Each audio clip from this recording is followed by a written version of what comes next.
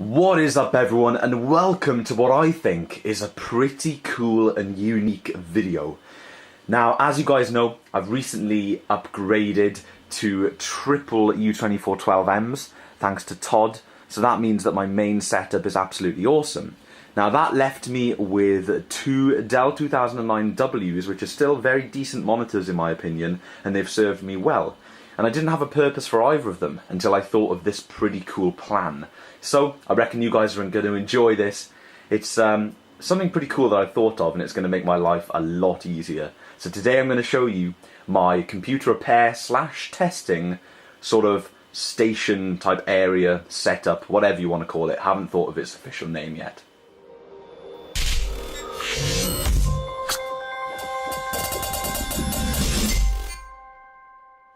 So, what's the story behind this? Well, as you guys can see, I have tidied up this portion of my desk quite a lot. And it's given me a lot more of a sort of workspace to work on computers. As you guys have probably seen from the previous videos, I do a lot of work on computers on this desk. And I've avoided doing so in the past because it's been overcluttered and messy. And I didn't really have enough space to open up, say, a Power Mac properly on the desk or whatever. But I've improved that now and things are a little bit better. I still want to get rid of quite a bit of this clutter over here. Not so much this little unit over there because that's fine, you know, it's got my documents and stuff in it, but more this area here with the CDs and the pens and stuff. But they're all sort of essentials and things that are just hanging around at the moment. But for now, I'm quite happy. Now, as you guys can see, I've used one of my Duronic single monitor arms to fly up the Dell 2009W. It's quite high, it's higher than I'd have a computer monitor to use a computer, but that's because it's out of the way. It's completely up there just for testing purposes. Now, if I could, I would like to have it even higher, but that is the max height of the stand. Now, of course, because this monitor is on the Duronic monitor arm, I can move it around anywhere. So it's a very flexible setup. If I need it close to me, then I can move it out and it becomes a lot easier for me to see what's on the screen. If I just want it in the background to monitor something in the background, I can push it right up against the wall. I can turn it this way, and the cool thing about that is then it becomes part of my main setup. As you guys can see, it pretty much sits flush with the side of this monitor, and that means that if I'm, say for instance, I'm working on a problem on a computer I'm testing, I can then read off of Google and forums and stuff on this machine, and I can type on this machine, and I won't have to sort of move around all the time. So it's much quicker in that way. But most of the time, I reckon the monitor is just going to be sitting back here. Now, why did I do this in the first place? Why did I fly a monitor up here? The main reason was because every time I wanted to test out a system or repair a system, I was going upstairs into my studio, grabbing a spare monitor, bringing it down, finding a power cable for the monitor, finding a VGA cable, finding a power cable for the system, hunting around for a random keyboard and mouse. And you know, it actually sometimes took longer to set that up than fix a computer. Which is completely balmy. So I wanted something that was easy to use, quick and convenient to set up. Now, I know what you're all thinking. You're all thinking, Tom, the monitor is just sitting on this stand. What's so good about that? You know, it's not exactly cool. You still have to go hunting for cables and stuff. Well, the cool thing is, this monitor is totally pre-wired. So first off, let's talk power. If I hit the power button, as you can see, the monitor powers up just fine. So that's one problem out of the way. The power cable is trailing underneath the desk, plugging into an extension lead. It's not part of my main setup. It's totally separate power, which is good because sometimes I may want this on when my main setup is off, or that's probably rare. Maybe vice versa, for instance. So that's power out of the way. Great. Now what about signal? Well, VGA cables and DVI cables are very, very hard to plug in when you can't see what you're doing and you risk bending pins, and I've ruined a lot of VGA cables by trying to quickly ram them into monitors while I'm trying to set up in a hurry to do a video or whatever. So I've decided to bunch up, and if I just reach behind my N64 here, now this is pretty damn convenient.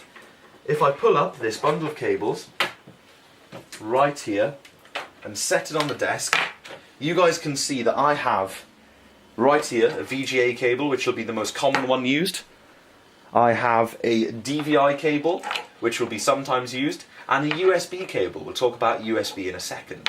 So this is bundled up here. This does not look neat, as you guys can see, but it doesn't matter. When you're testing a system or fixing a system, you're not after neatness. It's not part of your main setup. It doesn't have to be really clean and tidy. Now, all of these cables are cable tied nicely behind this bar here, and then they just sit behind my desk.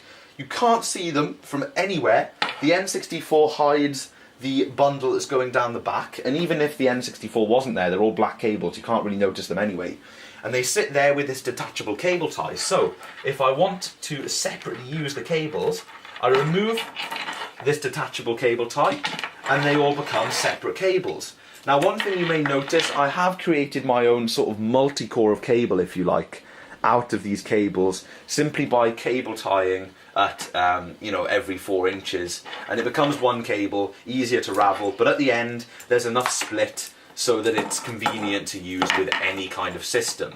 So there we are. I've got power to the monitor and I've got signal to the monitor. All I have to do is plug it in to the computer, which is a very, very quick process. So that's really convenient. Now then guys, what about USB?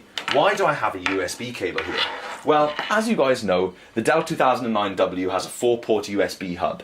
2 USB ports on the side and 2 USB ports on the bottom. It's a very convenient design. That's one thing I like about Dell monitors. My new ones are the same. So having a USB port is all cool, right? Having a USB hub, is all cool. I'd plug this into the testing computer, but most computers have got at least 4 USB ports, so it's not really needed. But why have I done it? Well, underneath, plugged into a USB port, and I'll pull it out quickly to show you, even though it'll never be pulled out, I have this. This is a little dongle, and this is exactly what you think it is probably. No, it's not a pen drive. This is a wireless receiver for a keyboard and mouse. Now, this is where the beauty comes in. Not only do I not have to find signal and power cables for anything, I have one multi-core loom under here. All I have to do is plug in an extra USB, and I don't have to find keyboard, mouse, or cable anything up, because from right underneath the desk, sitting on top of my DVD player, I just pull out this.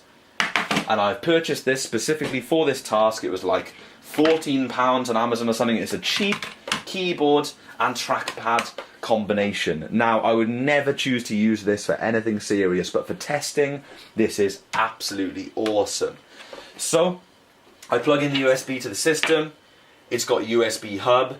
There is the wireless dongle. Reason I'm using USB in there is so I don't lose the wireless dongle. It's sitting underneath the monitor. It never goes away. And I have access with a keyboard and mouse to that system that I'm testing, and it is wireless. So if I have the monitor like this on my main setup, like I was talking about, and I'm referencing things on the main setup, I just whip this keyboard over here and I am controlling the system that I am testing out. So everything is easy, and I really do mean everything to do with the system is easy. So there is that. And of course there is one other little advantage to having this USB cable and the USB hub active. Often when I'm testing systems or reinstalling systems or repairing systems, I need to insert a pen drive because I may be booting up from a Windows pen drive or whatever, or I may be installing things that I've got stored on pen drives. I've also got things like MemTest or whatever on pen drives. And if I put them in the side of the monitor, it's a little bit easier than fumbling around the back of the system. And also, if I'm testing a bare motherboard, it is pretty much a lot easier and a little bit safer to actually plug the USB in the side of the monitor. So I never have to faff around with touching the motherboard when it's switched on. Not a big deal, but certainly a nice little plus that is very, very handy. So this is how the setup looks. If I have a small computer or whatever, then I can just have it sitting there. I can plug it in, like that HP the other day, for instance. That is awesome. If I have a bigger computer, I can have it on the desk in this space here. And talking of a bigger computer, let's whip one up into the frame. Now this is, as you guys can probably tell, a PowerMac G4 Quicksilver. It is sitting there quite happily, and no, it is not my Hackintosh. And no, it is not the other Quicksilver. I've got yet another Quicksilver. I bought it locally for £20. There will be a video coming up about this guy either next week or sometime later in this week. I'm not too sure. Probably next week. I'll do a specific video about this system. But as it stands at the moment, I am only using it for demonstration purposes. So there is the test setup. and there is the system. Now let me get you a new camera angle and I will plug in the multi-core cable, as I like to call it, into the back of this system. So this is how long it takes me to plug the system in. I bring this cable, there's enough length on it, just enough length so that it can reach over here with ease. Now this Power Mac is either ADC or VGA, so of course I'm going to be using the VGA connector. I'll plug it in like so, and if I get it the right way up, it will be an advantage, of course.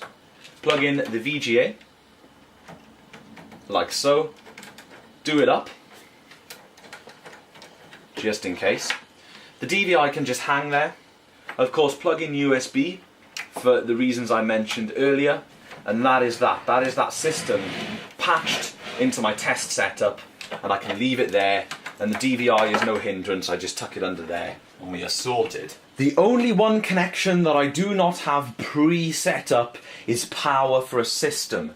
Now I've got this little idea, or a couple of little ideas, and I want to know what you guys think. At the moment I have a kettle lead plugged in on the floor down here that trails out from in front of my desk, and it is long enough so that I can plug it in to the system. Now there are a few things that I don't like about this. Firstly, it is not as clean as the rest of the setup. The cable itself is trailing in front of the desk, as you can see, and that does not look really cool at all. I would like the power cable coming from the back here. Now, I was toying with the idea of just leaving an IEC power cable looped around the back, cable tied there so that I could pull it whenever I needed it, plug it straight in, and that is job done. However, I have come to the realization that lots of systems that I get in do have proprietary power supplies. For instance, if I want to do Mac Mini G4 maintenance, I'll be putting the Mac Mini G4 on this test bench here, but that has a proprietary power supply. So having an IEC cable sitting here would be totally useless to use with my Mac Mini G4. So my second idea was to actually get an extension lead up on top of the desk and have a couple of 13 amp sockets sitting here. Now, I don't really want that because it takes up space on the desk. So what I think I may do, and let me know if you guys think this is a good idea, I'll keep a kettle lead handy, because obviously most systems use a kettle lead, and I will cable tie a twin 13 amp socket onto this pole here, a black one so that it looks nice. You can get them for less than a fiver, and I'll just plug in whatever system is needed. And then, if I do need to test a laptop or whatever, I've also got convenient sockets to do so right there.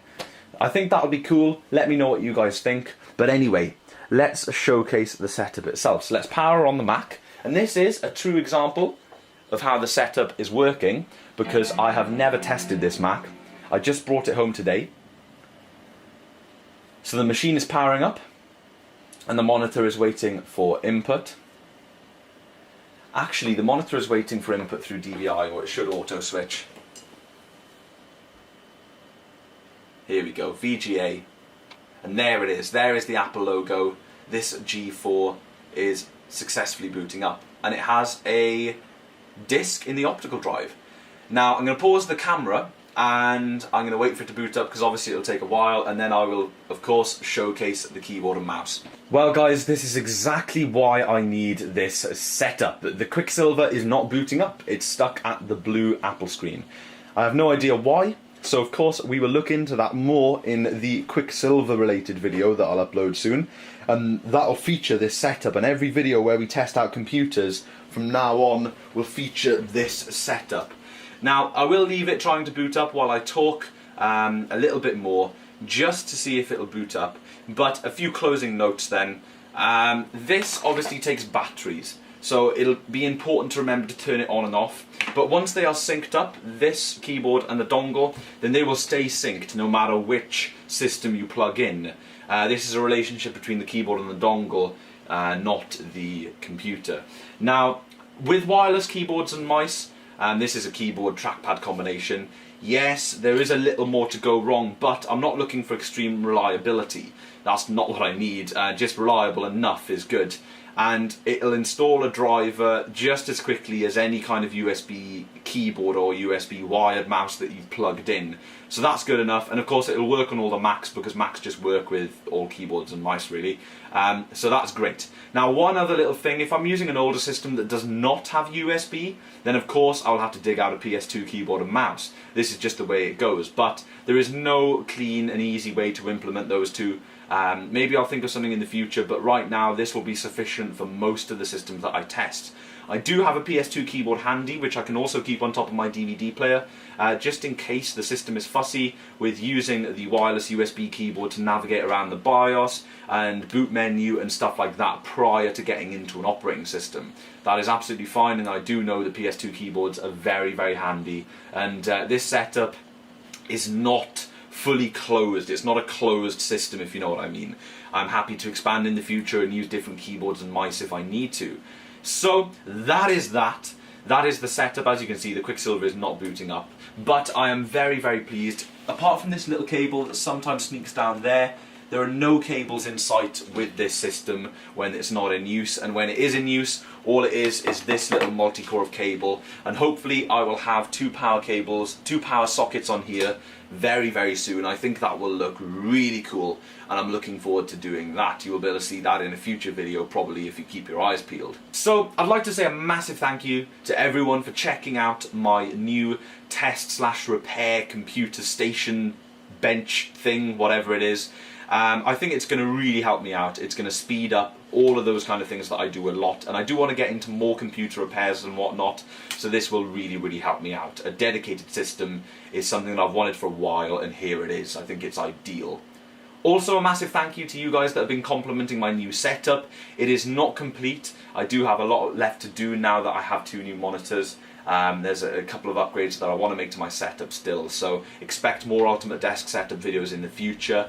But huge thank you to everyone that's complimenting it. I know you guys absolutely love it, so I really do appreciate it. And all things said, guys, that is pretty much it for this video, so I hope you've enjoyed. It's been so fun to make. I wanted to show this off for a little while now. I've had the monitor mounted up here for a good few days. It's really cool. Hope you guys like it. Feel free to leave your comments down below. Give me a thumbs up, give me a thumbs down, do whatever you want to do. And of course, I will see you in the next video.